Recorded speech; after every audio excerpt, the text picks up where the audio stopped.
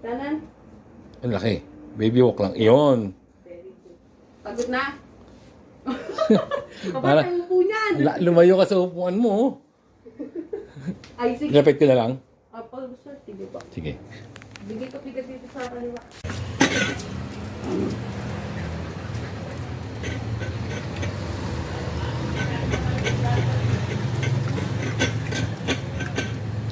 Ganito, mami ha. Para hindi ka mahirapan sa paghakbang ng kanan mo, bigyan mo ng bigat yung kaliwa. Tapos i-swing yung kanan. Yan. Yun. Okay, very good. Paano tayo uupo niya? Okay, ikot ulit ito, mami. Kasaluhin kita ng upo. Yan. Kanan. Kaliwa. Okay. Mami, kontrolin mo yung hakbang mo. Huwag masyadong malayo para hindi ko mira pa maghakbang sa left. Okay? Swing right. Yan. Very good. Okay? O, check mo muna yung ano mo. Dapat diretso mo nun. Oh, hindi. Iikot mo. Yan. Oh, kanan. Oh, wait lang masyado ba kayo? Masyadong malaki, Big. Ang hakbang mo. Liitan mo lang, Big. Baby walk muna, Big. Sige. Kanan. Kaliwa. Yun, gano'n lang siya. Yan. Ganyan lang, mami. Huwag tayo magmamadali. Sige. Tukod. Kanan. Ang laki. Baby walk lang. Iyon.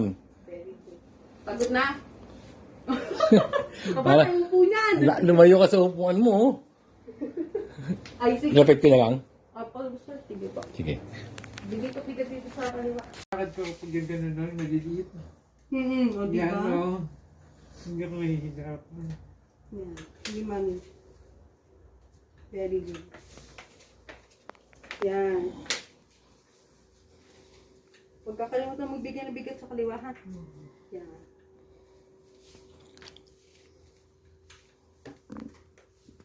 Tungkod, kanan, kaliwa. Yan. Kanan, kaliwa. Ito, pagay mo pa.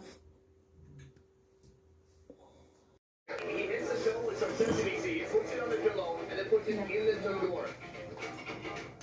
One thing you should pay attention to, anytime you see a tandoorman, look at his arm. It will be completely hairless. I learned this when I was in India, because I tried putting in the bread myself. That burned off all my arm hair. His right arm has no hair. His left has hair. It's a mismatch. For ladies, maybe it's like an alternative form of hair removal. Try it out.